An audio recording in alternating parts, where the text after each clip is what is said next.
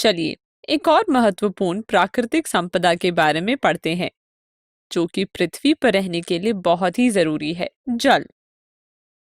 सभी जीवित रूप, चाहे पशु हो या पौधे हो, उनको जीवित रहने के लिए जल एक महत्वपूर्ण संपदा तो है ही।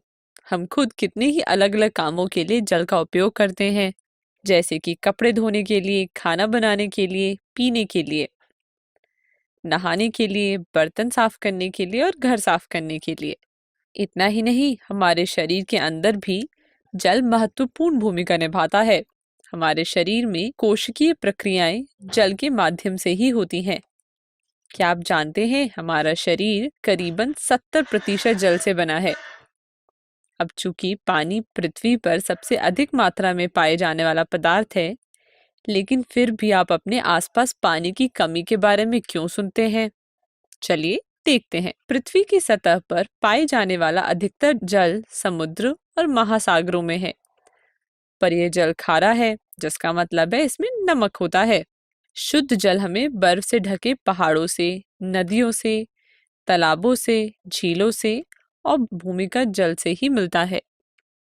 धरती पर करीबन 0.3% जल ही मनुष्यों द्वारा प्रयोग करने योग्य है। तो आप यहाँ से समझ सकते हैं कि मनुष्यों के लिए जल कितना कम उपलब्ध है। और आजकल हम देख ही रहे हैं कि हर साल जनसंख्या बढ़ने की वजह से पानी की मांग भी बढ़ रही है, क्योंकि जल की आवश्यकता तो हम सभी को है। जल की इसी कमी के कारण आज हमें कई सारी समस्याओं का सामना करना पड़ रहा है। अब हमें जल को बचाने की अत्यंत आवश्यकता है। यदि आप अपने आसपास कहीं जल की बर्बादी देखें तो आप उन्हें जल की महत्वता जरूर समझाइएगा। तो हमने इस वीडियो में जाना कि जल एक बहुमूल्य संपदा है जो कि हमारा पृथ्वी पर रहना और ना रहना तय करता है। आजकल साफ और रोगाणु मुक्त पानी की मांग दिन प्रतिदिन बढ़ रही है, क्योंकि प्रदूषित जल से जल जनित रोग मतलब वाटर बॉर्न डिजीज होते हैं, जैसे कि टाइफॉइड, हैजा, पेचिश, पीलिया इत्यादि। आपको जानकर हैरानी होगी कि जल प्रदूषण दुनिया की सबसे गंभीर पर्यावरणीय समस्याओं में से एक है। पर आपने सोचा है कि कौन जल को प्रदूषित कर देता है? जी हाँ, हम ही जल प्रदूषण का मुख्य कारण है। निम्न स्रोतों द्वारा जल को प्रदूषित किया जाता है। आइए इन पर चर्चा करते हैं। बहुत से उद्योग हानिकारक रसायनों को नदी और नालों में प्रवाहित करते हैं, जिनके कारण जल प्रदूषित हो रहा है। इनमें उर्वरक, अपमार्जक, चर्म और पेंट की फैक्ट्रियां शामिल हैं। इन उद्योगों से निकलने वाला रसायनों में आर्सेनिक, लेड और फ्लोराइड होते हैं, जिनसे पशु और पौधों में आविष्टता मतलब टॉक्सिसिटी पैदा हो जाती है। इसे रोकने के लिए सरकार ने नियम बनाए हैं, जिसके अनुसार अपशिष्टों को जल में प्रवाहित करने से पहले उपचारित करना चाहिए, लेकिन अक्सर इन नियमों का पालन नहीं किया जाता है।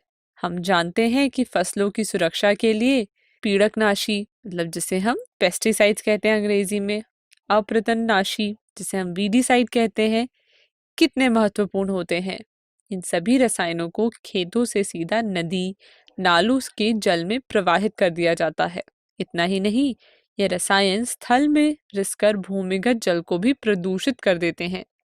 तो इस प्रकार जलाशयों में अनैच्छिक पदार्थों को मिलाने से जल प्रदूषण होता है।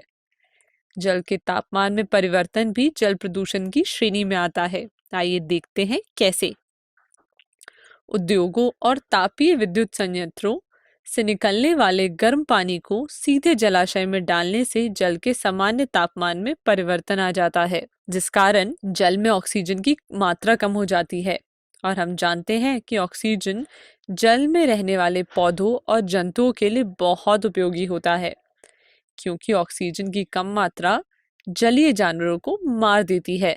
तो ध्यान दें, जलाशयों में अनैच्छिक पदार्थों का मिलना, इच्छित पदार्थों को जलाशयों से हटाना और तापमान में परिवर्तन, यह सभी जल प्रदूषण को दर्शाते हैं। वीडियो को रोकें और इन्हें अपनी कॉपी में नोट कर लें। आगे बढ़ने से पहले एक प्रश्न करते हैं। प्रश्न आपके सामने है, इस प्रश्न का उत्तर सोचें और आपका समय शुरू होता है अब। समय समाप्त। आइए उत्तर देखते हैं। सही उत्तर है तीसरा विकल्प, जलाशयों के दाब में परिवर्तन।